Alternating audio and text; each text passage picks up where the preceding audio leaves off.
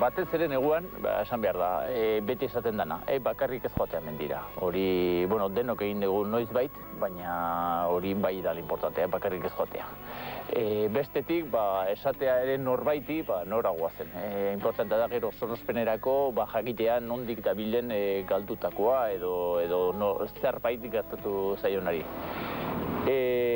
Gaur egun mobilak mendian ez dira garantia osoa, baina kobertura bari gelditzen dira, baina kobertura izan ez gero sonospenerako mundiala dira.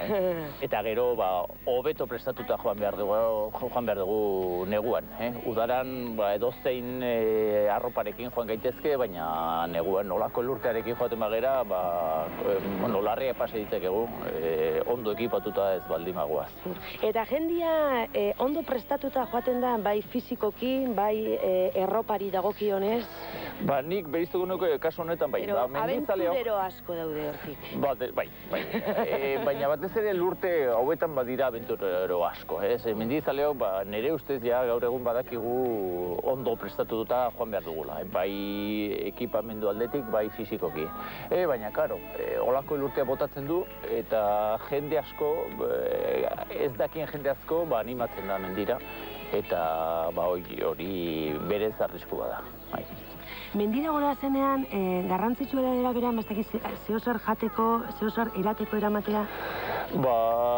Bai, bueno, nik aipatzeko zenbait gauza, motxilan eramateko. Aldi batetik, ekipamendu hori aipatu dugu, baina bai eskularroak, txanoak eta egian galtzerdi pare bat repostekoa, hori garrantzitsua da. Mapa eta ipar horratza, hori derrigorrezkoa dira. Eta gero, daria eta janaria, zerbait sartu behar dugu beti. Orduan, energia asko ematen dutenak, horiek izaten dira asko edozein dendetan. Eta edaria ere importantea. Ematen du ez garela egarri, olako egoereatan, baina importantea da. Eta eramaten badugu edari berua, hobe.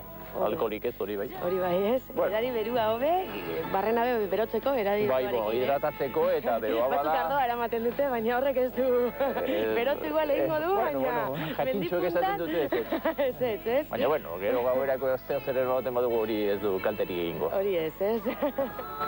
Hori aterbetxean,